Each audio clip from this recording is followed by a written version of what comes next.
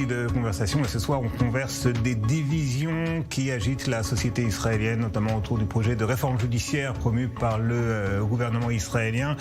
Nous a rejoint sur ce plateau Miki Reutemann. Miki Reutemann, bonsoir. Vous êtes une des animatrices de ce mouvement de femmes que l'on voit défiler tête baissée avec les vêtements qui évoquent la fameuse série. C'est un roman également, La Servante écarlate. On va parler de cet aspect du mouvement de protestation contre la réforme. Sont restés avec nous également en studio Guy Poran, ancien pilote de l'armée de l'air israélienne, animateur du mouvement de protestation, Yom Tov Kalfon également, ancien député à la Knesset du parti Yemina, et puis depuis Paris, Mickaël Darmon qui est resté avec nous. Tout à l'heure, on parlait des aspects un petit peu culturels, civilisationnels du mouvement de protestation, ou plutôt des divisions de la société israélienne qui se sont cristallisées, qui se sont réveillées presque autour de ce mouvement de protestation. Guy Poran, vous avez pris part à une rencontre avec d'autres pilotes de l'armée de l'air israélienne, rencontre avec des rabbins du sionisme religieux, peut-être même de l'aile la plus à droite du sionisme religieux. Et j'aimerais qu'on regarde des extraits de cette rencontre. On vous y voit d'ailleurs prononcer ces paroles. Regardez. Depuis que les partis religieux ont pris part au dialogue politique entre la gauche et la droite, et que j'ai été catalogué comme un juif de seconde catégorie, car de gauche, je n'ai pas mis un pied dans une synagogue. Vous m'avez transformé en un adversaire sournois. Depuis 30 ans, moi, j'ai l'impression de vivre sous une dictature. Et elle ne représente pas la majorité, mais plutôt n'est le fruit que d'une infime minorité qui ne passe d'ailleurs pas le taux de pourcentage nécessaire pour siéger à la Knesset. C'est ça, la véritable dictature, depuis 30 ans. Et son président en est Aaron Barak. Voilà, Aaron Barak, pour nos spectateurs, c'est l'ancien président de la Cour suprême et c'est lui qui a été l'instigateur de ce que l'on a rappelé la révolution judiciaire dans les années 90 qui consistait à donner à la Cour suprême des prérogatives élargies, notamment en matière d'abrogation de lois votées par la Knesset. Guy Poran, là le débat avec ces rabbins était placé sur le plan identitaire, civilisationnel. Qu'est-ce que ça signifie être juif? Dans quelle mesure on peut concilier la judaïté, la démocratie? On n'a pas vraiment eu le temps d'entrer au fond de questions qui sont énormes. Mais cette réunion était quand même très intéressante. C'était initié par une amie commune, Matan Kahana, qui a accepté les demandes, les requests des rabbins de nous rencontrer. Et on a vraiment apprécié le fait qu'ils voulaient de nous rencontrer. Alors on a décidé d'y aller. L'idée était de commencer à apprendre le langage de l'autre côté, un petit peu de leur point de vue, mais évidemment c'était utilisé pour aussi dire ce que nous avons contre leur approche. Mais le truc important, c'est qu'à la fin de cette réunion de 2 heures, très, très fort quand même, on a décidé que ce sera important d'essayer de continuer ce dialogue.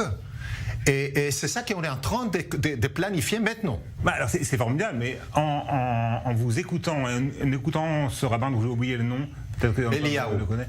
C'était le rabbin Eliyahu, c'était un autre rabbin. Rabbin Shapira. Et Yoshua Shapira, c'est bien ça. On réalise à quel point l'écart est immense entre les positions des uns et des autres. On a l'impression véritablement que vous ne vivez pas dans le même monde, Yom Tov Kalfon. Oui, il y a un fossé qui s'est créé. Moi, je suis pour ce genre d'initiative qui essaye de créer le lien. Faut dire que sur la carte politique, les partis qui créent le lien entre ces deux mondes n'existent plus. N'ont pas passé le seuil, ne sont pas rentrés dans l'actuelle Knesset. C'était le cas du Machane Mamlarti avec Matan Kahana. Un petit peu d'une certaine manière, même si comme le Machane Mamlarti n'a pas dans son sein beaucoup de kippot. Je pense qu'il n'y a que Matan Kahana et je crois Zev Elkin en tout et pour tout. Chili Trooper également. Ah, et Chili Trooper, oui. Mais on parle plus, je parle du sionisme, un parti sioniste religieux central.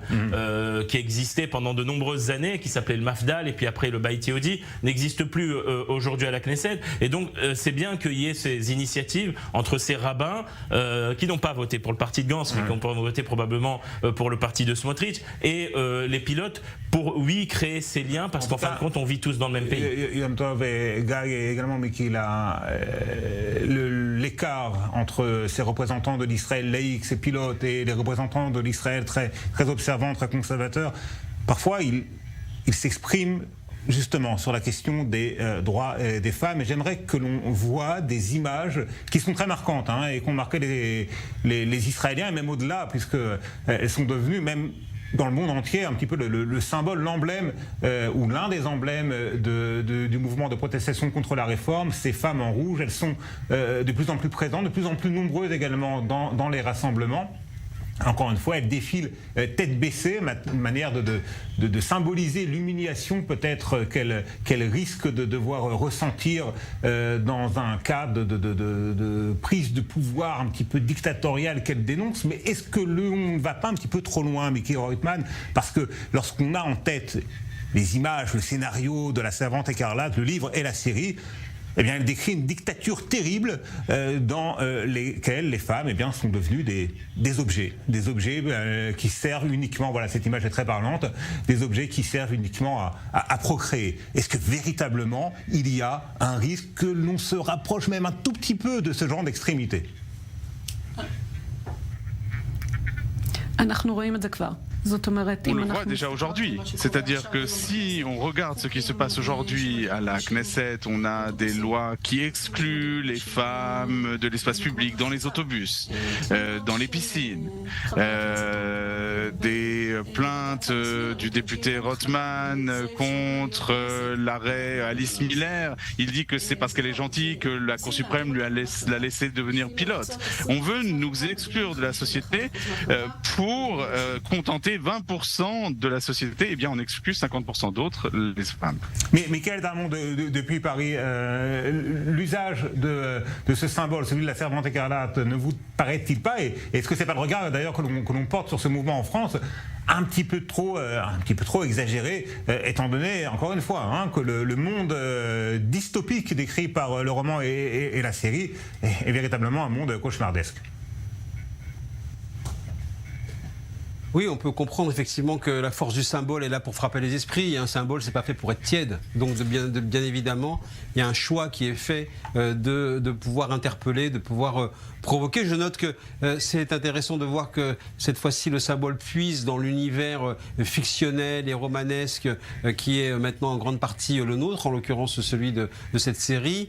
Je me rappelle également d'une autre manifestation récurrente de femmes qu'on appelait les femmes en noir à l'époque de la première intifada, qui elle puisait dans l'attitude des femmes en Argentine qui luttaient contre l'occupation politique. Donc on voit bien contre la dictature, on voit bien qu'effectivement il y a des registres différents. Toujours est-il que ça quand même, je pense, correspond au sentiment d'une partie de la population israélienne la plus libérale, la plus progressiste, celle qui considère qu'effectivement les projets, en particulier ceux d'abolir les lois ou la ségrégation ou de dépénaliser la ségrégation tels qu'ils existent, on verra s'ils aboutissent ou pas, sont de toute façon de nature à suspendre l'état de droit, à suspendre l'ambiance, je dirais, libérale, libre, qui existe aujourd'hui en Israël. Et tout à l'heure, vous faisiez allusion, et on voyait la réunion entre les pilotes, les anciens pilotes de ligne et les rabbins. Je dois dire que c'est très triste de voir qu'il a fallu ce genre de réunion et ce genre de dialogue qu'on a entendu, parce qu'il fut une époque où ces discussions existaient sous les tentes militaires à l'armée, parce qu'il y avait des représentants du Parti national religieux qui a été évoqué, il y avait des gens qui se réclamaient de ce que le Rav Kook avait théorisé, le sionisme religieux, accepter cet État laïque pour pouvoir quand même participer à quelque chose de commun, et on voit bien que c'est éclaté. Je voudrais vous montrer que dans la réunion, nous avons insisté qu'il y aura une femme avec nous. Et les rabbins ont accepté ça. C'est une femme religieuse. Rachel Azaria. Voilà, Rachel Azaria. Et l'important, c'est qu'elle a presque crié, parce que les choses qui étaient demandées par les rabbins par rapport... Elle a presque pleuré, vous voulez dire peut-être? Almost, she almost cried. Et l'important, c'est que un des rabbins qui était là-bas, c'est quelqu'un qui a dit qu'il faut annuler les décisions, les règles qui ont été faites par les gouvernements précédents, qui dit que c'est pas possible de faire déclarer les femmes des Hadarat Nashim. Une mise à l'écart des femmes. Les mises à l'écart. Il a dit c'est bien d'annuler cette règle. On a les droits des mises à l'écart des femmes. Et ça, c'est quelque chose qu'elle a été là-bas pour écouter. Et nous avons. C'était terrible.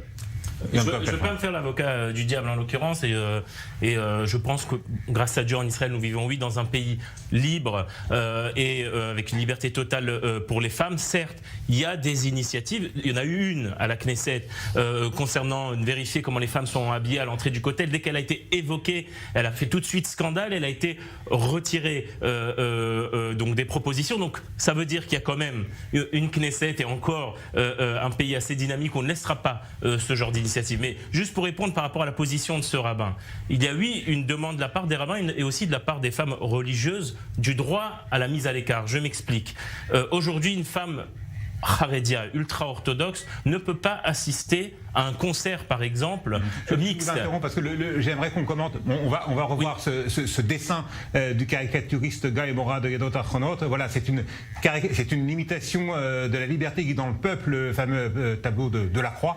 Et là, on voit que c'est un pilote, justement, qui guiderait le peuple dans la révolte avec donc une femme vêtue comme la savante écarlate et puis une jeune personne de la haute technologie, de la high-tech, qui brandit une pancarte sur laquelle on peut lire « Sans démocratie, pas de haute technologie ». Et puis derrière, le drapeau des fiertés, également le drapeau israélien, le drapeau national. C'est un petit peu de Bastille. C'est un petit peu élitiste. Hein, non, mais ce que j'étais en train de vous dire, c'est qu'il y a eu un mouvement dans le public religieux qui en réalité, à cause d'un féminisme parfois peut-être un peu trop militant, fait qu'en réalité les femmes qui souffrent le plus dans ce pays de discrimination sont les femmes religieuses. Pourquoi ? Parce qu'une femme religieuse ne peut pas aujourd'hui assister à un concert mixte pour des raisons religieuses. Et lorsqu'elle demande à faire un concert séparé, c'est annulé par les juges. Les femmes militantes s'y opposent et en réalité elles veulent imposer une doxa féministe qui dit que non, c'est impossible qu'un événement culturel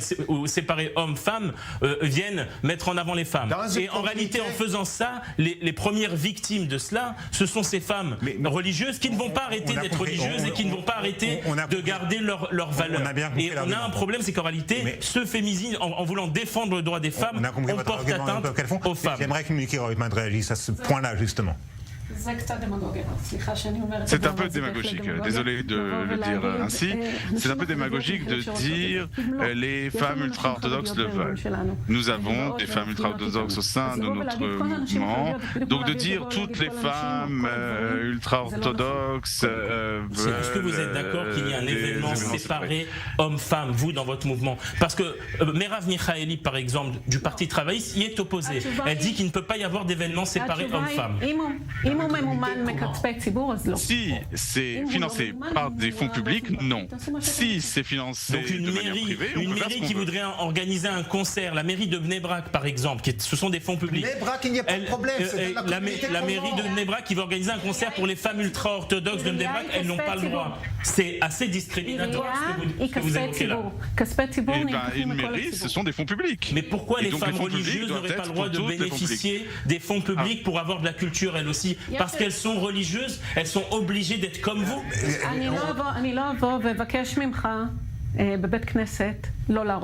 Je ne vais pas vous demander dans une synagogue qu'il n'y ait pas de séparation, mais dans l'espace public, il ne doit pas y avoir de séparation. Il faut distinguer entre les choses saintes et les choses laïques.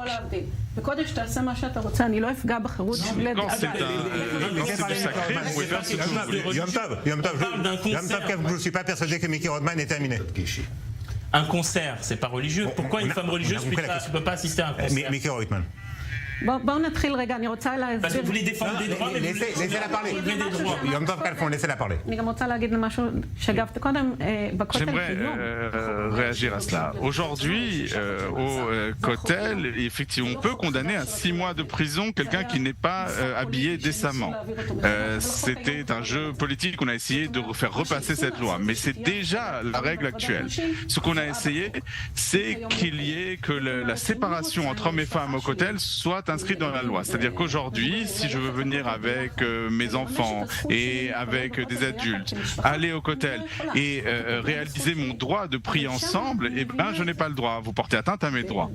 Mais là, là-bas, je le comprends. Mais dans un événement public, dans un espace public, je ne le comprends pas. Je n'accepte pas. Je suis désolé, je suis assez choqué de ça parce qu'en réalité, je répète, par cette doxa, vous portez atteinte aux femmes religieuses. Aujourd'hui, on a compris votre argument, vous l'avez dit plusieurs fois déjà, mais j'aimerais que Michael Darmon depuis Paris puisse réagir. À cause de vous. J'aimerais que Michael Darmon... Un instant. Et c'est malheureux. Parce que très rapidement. Il peut faire dans la communauté comment, là où il y a beaucoup de gens qui sont laïcs et religieux, il ne peut pas. C'est pas. Michael Darmon depuis Paris. Yom Tov et Guy, s'il vous plaît. Michael Darmon ne s'est pas exprimé depuis un certain temps. J'aimerais qu'il puisse le faire, Michael.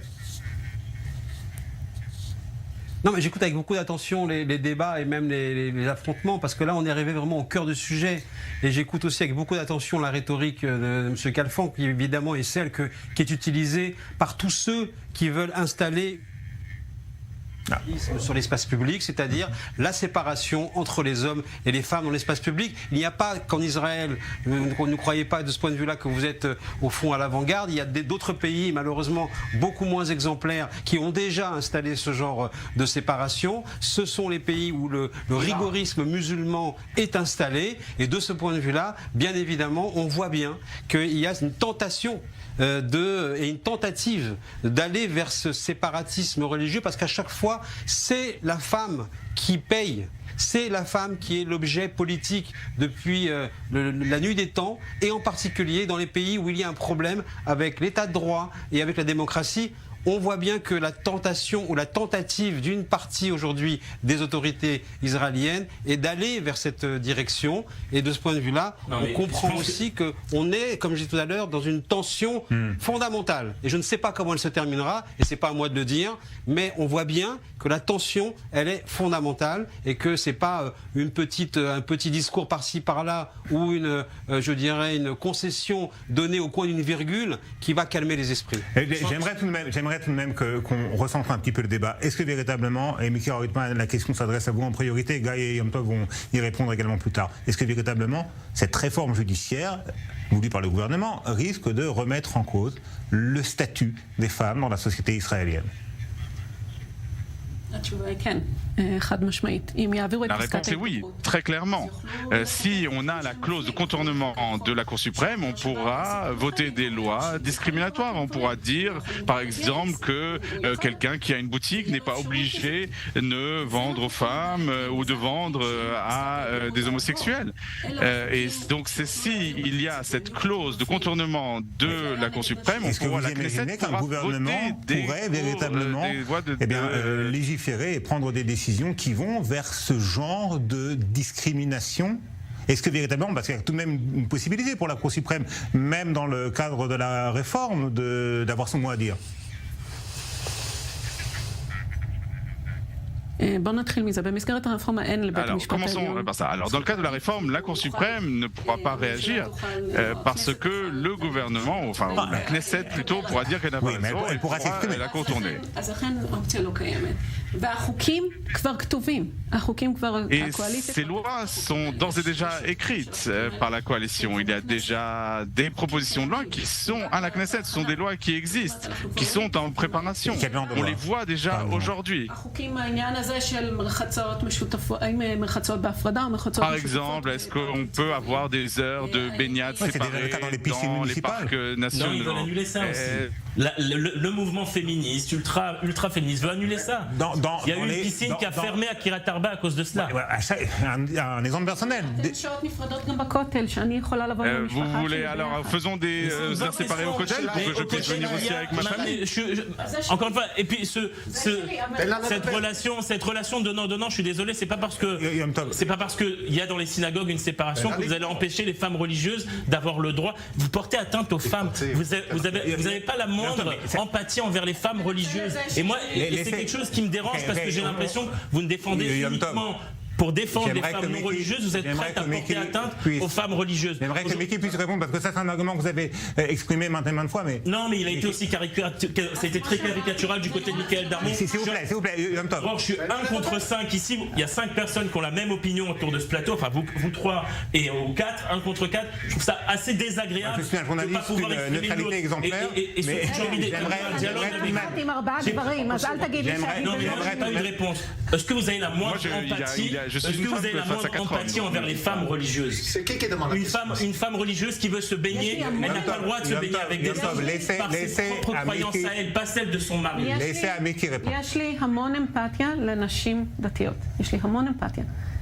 J'ai beaucoup d'empathie pour les femmes religieuses. Il y a des plages spéciales où on peut se baigner séparément. Il y en a à Tel Aviv, par exemple, ça existe.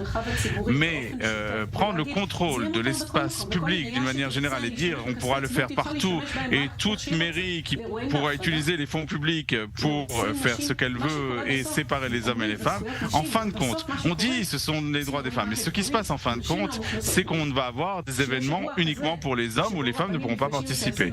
Lorsqu'il y a une rencontre entre pilote et rabbin, il y a une seule femme qui a le droit de participer. Pourquoi une seule femme? Qu'il y en ait 10. Il faut dire, nous sommes 51% de la population, donc nous avons 51% de l'espace public. Pas seulement au gouvernement, par exemple les directeurs généraux de ministères, il n'y en a aucune femme. Comment est-ce qu'on peut se préoccuper des questions, des problèmes des femmes s'il n'y a pas de femmes au pouvoir, s'il n'y a pas de femmes au sein de l'administration? Voilà, plus que ça, jusqu'il n'y a pas longtemps, les partis religieux ont eu le droit d'éliminer la participation de femmes dans leur parti. Il y avait une Cour suprême, il y avait une attira à Cour suprême, un recours devant la Cour. Voilà, qui a enforcé de laisser entrer les femmes dans leur parti. Mais ça, vous parlez des partis chasse et d'autres des partis orthodoxes. Oui, parce que pour eux, les femmes sont deuxième catégorie des hommes humains. Ce n'est pas des gens qui ont le droit de s'exprimer. Et ils sont 50% de la population. C'est là où vous mettez mal à l'aise. Regardez, moi, personnellement, là où vous mettez mal à l'aise, c'est dans votre dogmatisme. Moi, j'étais très fier d'être membre d'un parti dirigé par une femme, Ayelet Shaked. 50% des membres de mon parti étaient des femmes. On était le seul parti à avoir 50% de femmes, avec le parti travailliste. Encore une fois, et je suis religieux. Et j'étais très fier en tant que religieux d'être membre d'un parti dirigé par une femme. Mais moi, ce qui me fait de la peine, c'est que dans votre combat de femme libérale, vous écrasez la femme religieuse. Et vous lui enlevez ses droits. À cause de vous, des femmes religieuses ne peuvent pas aller se baigner séparément. C'est pas leur mari qui les impose. Il y a des femmes qui ont ces croyances.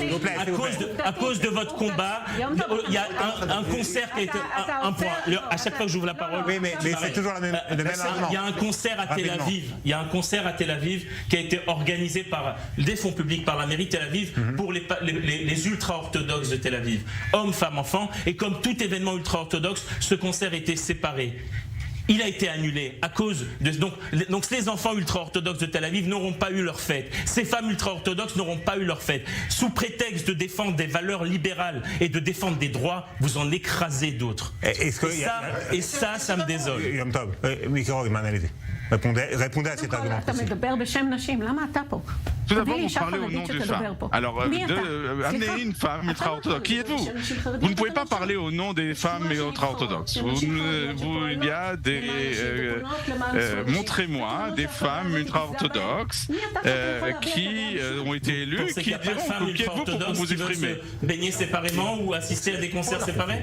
Elles peuvent se baigner séparément. Il y a des plages séparées et des horaires aménagés dans la piscine. Dans une piscine, encore une fois, qui est à Tarba, parce qu'il y a eu un problème d'horaires séparés, et ils ont préféré fermer la piscine parce qu'il y a eu une décision du tribunal qui voulait là aussi empêcher les horaires séparés. Moi, j'habite dans une ville. Il y a quelques semaines, l'événement a été annulé. Et alors vous dites que les femmes religieuses, je ne parle pas en leur nom. Moi, je pense oui parler en leur nom parce que j'en ai dans mon entourage et je pense que c'est ce qu'elles pensent. Et j'étais membre d'un parti où il y avait des femmes religieuses. On a compris. Guy, ou Mickey peut-être, allez-y. L'argument notre Kalfon, effectivement, il y a des femmes religieuses qui veulent la séparation dans les événements culturels. Tous